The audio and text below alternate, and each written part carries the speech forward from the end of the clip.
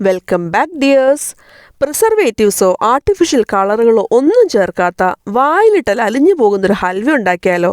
ഞാനിവിടെ ഒരു പപ്പായ എടുത്തിട്ടുണ്ട്. നന്നായിട്ട് പഴുത്ത പപ്പായ എടുക്കാൻ പ്രത്യേകം ശ്രദ്ധിക്കണം കേട്ടോ. അത് നമുക്ക് ചെറിയ കഷ്ണങ്ങളാക്കി നുറുക്കിയിട്ട് ഒരു മിക്സിയുടെ ജാറിലേക്ക് ചേർത്ത് കൊടുക്കാം. എന്നിട്ട് വെള്ളമൊന്നും ചേർക്കാതെ നല്ല ഫൈൻ പേസ്റ്റാക്കി ഒന്ന് അരച്ചെടുത്തൊന്ന് കൊണ്ടുവരണം. ഒരു ബൗളിലേക്ക് 2 ടേബിൾ സ്പൂൺ കോൺഫ്ലോർ ചേർത്ത് കൊടുക്കാം. കോൺഫ്ലോർ ഇല്ലാന്നുണ്ടെങ്കിൽ പകരം മൈദ എടുത്താലും മതി കേട്ടോ.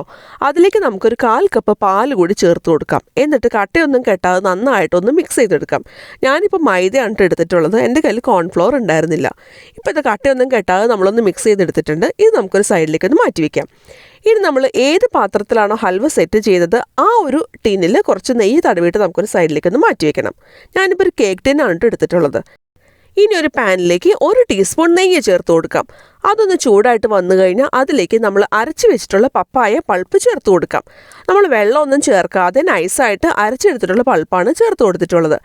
ഇതൊന്ന് മിക്സ് ചെയ്യാം. എന്നിട്ട് മീഡിയം ഫ്ലെയിമിൽ വെച്ചിട്ട് ഇത് നന്നായിട്ടൊന്ന് വേവിച്ചെടുക്കുകയാണ് വേണ്ടത്. നമ്മൾ പച്ചയായിട്ട് തന്നെയല്ലേ ഈ പപ്പായ അടിച്ചെടുത്തിട്ടുണ്ടായിരുന്നത്. അപ്പോൾ ഇത് നന്നായിട്ട് വേവിച്ചെടുക്കണം. അതുവരെ നമുക്കൊന്ന് മിക്സ് ചെയ്യണം. ഇടയ്ക്കൊന്ന് ഇളക്കി കൊടുക്കാനായിട്ട് മറക്കരുത് കേട്ടോ.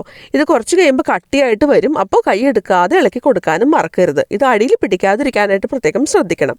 ഇതുപോലെ നോൺ സ്റ്റിക്കിൻ്റെ പാൻ എടുക്കുകയാണെങ്കിൽ കുറച്ചുകൂടി നല്ലതായിരിക്കും. ഇതൊന്ന് കുറുകി വന്നു കഴിഞ്ഞാൽ അതിലേക്ക് നമുക്ക് മധുരത്തിന് ആവശ്യത്തിനുള്ള പഞ്ചസാര ചേർത്ത് കൊടുക്കാം. ഞാനിപ്പോൾ 1 കപ്പ് പഞ്ചസാര ചേർത്ത് കൊടുക്കുന്നുണ്ട്. അതിൻ്റെ കൂടെ തന്നെ 1 ടീസ്പൂൺ നെയ്യ് കൂടി ചേർത്ത് കൊടുക്കുന്നുണ്ട്. നിങ്ങൾ പഞ്ചസാര എടുക്കുമ്പോൾ നിങ്ങളുടെ കപ്പങ്ങയ്ക്ക് എത്രത്തോളം മധുരമുണ്ടോ അതനുസരിച്ചിട്ട് പഞ്ചസാരയുടെ അളവിൽ വ്യത്യാസം വരുത്തണം കേട്ടോ. ഇതൊന്ന് മിക്സ് ചെയ്യാം. പഞ്ചസാരയൊക്കെ നന്നായിട്ടൊക്കെ ഒന്ന് അലിഞ്ഞ് വന്നിട്ടുണ്ട്. ഇനി വീണ്ടും ഒന്നുകൂടി ചെറുതായിട്ടൊന്ന് കുറുകി വരാനായിട്ട് തുടങ്ങുന്നുണ്ട്. ഈ സമയത്ത് നമുക്ക് ഫ്ലെയിം ഏറ്റവും ചെറുതാക്കി വെക്കാം. എന്നിട്ട് നമ്മൾ തയ്യാറാക്കി വെച്ചിട്ടുള്ള കോൺഫ്ലോർ അല്ലെങ്കിൽ മൈദയുടെ ആ ഒരു മിക്സ് പാല് കൂടി ചേർത്ത് മിക്സ് ചെയ്ത് വെച്ചിട്ടുള്ളത് ചേർത്ത് കൊടുക്കാം. അത് ചേർത്ത് കൊടുക്കുമ്പോൾ കൈയെടുക്കാതെ ഇളക്കി കൊടുക്കണം. അതിനുശേഷം കൈയെടുക്കാതെ ഇളക്കി കൊടുത്തുകൊണ്ടേ ഇരിക്കാം കേട്ടോ. ഈ കോൺഫ്ലോർ മിക്സ് ചേർത്ത് കൊടുക്കുമ്പോൾ ഇത് പെട്ടെന്ന് തന്നെ കട്ടിയായിട്ട് വരും. ഇനി ഇതിലേക്ക് നമുക്ക് 1 ടീസ്പൂൺ നെയ്യ് കൂടി ചേർത്ത് കൊടുക്കാം. എന്നിട്ട് വീണ്ടും ഒന്ന് മിക്സ് ചെയ്യാം. കട്ടയൊന്നും കെട്ടാതെ ഇളക്കി കൊടുക്കുക. ഇത് നന്നായിട്ട് കുറുകി വരുന്നതാണ് കേട്ടോ. ഈ കോൺഫ്ലോർ ചേർത്തില്ല എന്നുണ്ടെങ്കിൽ നമുക്ക് ഹൽവയുടെ ആ ഒരു ടെക്സ്ചർ കിട്ടില്ല. അത്രയും തിക്കായിട്ട് അത്രയും കട്ടിയായിട്ട് നമുക്ക് വരില്ല. ഇതൊന്നുകൂടി കുറുകി വന്നു കഴിഞ്ഞാൽ അതിലേക്ക് നമുക്ക് 1 പിടി കാഷ്യൂ നട്ട്സും അതുപോലെ തന്നെ ഒരു 1/2 ടീസ്പൂൺ ഏലക്ക പൊടിച്ചതും 1 ടീസ്പൂൺ കൂടി നെയ്യ് ചേർത്ത് കൊടുക്കാം. നെയ്യ് എത്രത്തോളം ചേർക്കുന്നോ അത്രയും നമ്മുടെ ഹൽവ നല്ല സോഫ്റ്റായിട്ട് ടേസ്റ്റി ആയിട്ട് നമുക്ക് കിട്ടും കേട്ടോ. അപ്പോൾ ഇനി വീണ്ടും ഒന്നുകൂടി കൈയെടുക്കാതെ ഇളക്കി കൊടുത്തുകൊണ്ടേ ഇരിക്കുക. നമുക്ക് ആവശ്യത്തിനുള്ളൊരു കൺസിസ്റ്റൻസി വരുന്നത് വരെ അത്രത്തോളം കട്ടിയായിട്ട് വരുന്നത് വരെ നമുക്ക് മിക്സ് ചെയ്ത് കൊണ്ടേയിരിക്കണം. ഇപ്പോൾ ഇത് പാനിൽ നിന്ന് വിട്ട് വരുന്നൊരു പരുവമായിട്ടുണ്ട്. നമ്മളിങ്ങനെ ഇളക്കുമ്പോൾ ഇത് ഉരുണ്ട് വരുന്നുണ്ട്. ഇതാണ് ഈ ഹൽവയുടെ കറക്റ്റ് കൺസിസ്റ്റൻസി എന്ന് പറയുന്നത്. ഇനി നമുക്ക് ഫ്ലെയിം ഓഫ് ചെയ്യാം. ഇതിലും കൂടുതൽ സമയം നമ്മൾ ഇളക്കുകയാണെന്നുണ്ടെങ്കിൽ ഹൽവ ഒരുപാട് മുറുകി പോകാനൊക്കെ ചാൻസ് ഉണ്ട് കേട്ടോ. ഇനി നമുക്ക് ഈ ഹൽവ നമ്മൾ നേരത്തെ ഗ്രീസ് ചെയ്ത് വെച്ചിട്ടുള്ള ടിന്നിലേക്ക് ഒഴിച്ചു കൊടുക്കാം. എന്നിട്ട് ഒന്നുകിൽ ഒരു സ്പൂണിൻ്റെ ബാക്ക് സൈഡിൽ കുറച്ച് നെയ്യ് തടവുക. അതല്ലാന്നുണ്ടെങ്കിൽ സ്പാറ്റിൽ ഉപയോഗിച്ചിട്ട് ഇത് ഒരേപോലെ ഒന്ന് സ്പ്രെഡ് ചെയ്ത് കൊടുക്കാം. എല്ലാ വശവും ഒരേ കണത്തിൽ സ്പ്രെഡ് ചെയ്ത് കൊടുക്കാനായിട്ട് പ്രത്യേകം ശ്രദ്ധിക്കണം കേട്ടോ. ഇപ്പോൾ നമ്മുടെ ഹൽവ ഫുള്ളായിട്ട് നമ്മൾ സ്പ്രെഡ് ചെയ്തെടുത്തിട്ടുണ്ട്. ഇനി നമുക്ക് റൂം ടെമ്പറേച്ചറിൽ വെച്ചിട്ട് നന്നായിട്ട് ചൂടാറുന്നത് വരെ വെയിറ്റ് ചെയ്യാം.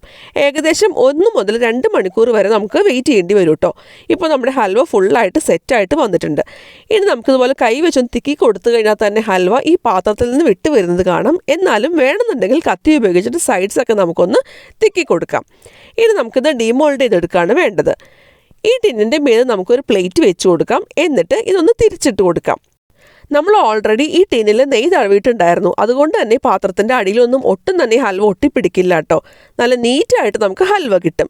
ഇപ്പോൾ അതോടെ ഹൽവ പെർഫെക്റ്റായിട്ട് സെറ്റായിട്ടുണ്ട്. കാണുമ്പോൾ തന്നെ അറിയാം. ഇടയ്ക്കൊന്നും പൊടിയോ ഒന്നും ചെയ്യാതെ പെർഫെക്റ്റായിട്ട് വന്നിട്ടുണ്ട്. ഇനി നമുക്ക് ഇഷ്ടമുള്ള ഷേപ്പിൽ നമുക്കിത് മുറിച്ചെടുക്കാം കേട്ടോ. ഞാനിപ്പോൾ ഇത് നീളത്തിൽ ആദ്യം കട്ട് ചെയ്യുന്നുണ്ട്. റെക്റ്റാങ്കിൾ ഷേപ്പിലൊക്കെ ആയിട്ട് ഞാനൊന്ന് മുറിച്ചെടുക്കുന്നത്. ഇനി നിങ്ങൾക്ക് ഞാൻ നേരത്തെ പറഞ്ഞതുപോലെ കുറച്ചുകൂടി മുറുക്കമുള്ള ഹൽവയാണ് താല്പര്യം എന്നുണ്ടെന്നുണ്ടെങ്കിൽ കുറച്ചുകൂടി കൂടുതൽ സമയം വരട്ടിയെടുത്താൽ മതി കേട്ടോ. ഇത് വായിലിട്ടാൽ അലിഞ്ഞു പോകുന്നൊരു ഹൽവയാണ്. യാതൊരു പ്രിസർവേറ്റീവ്സോ കളേഴ്സോ ഒന്നും ചേർക്കാത്ത ഹൽവയാണ്. അപ്പോൾ എല്ലാവരും ട്രൈ ചെയ്യാൻ മറക്കരുത് കേട്ടോ.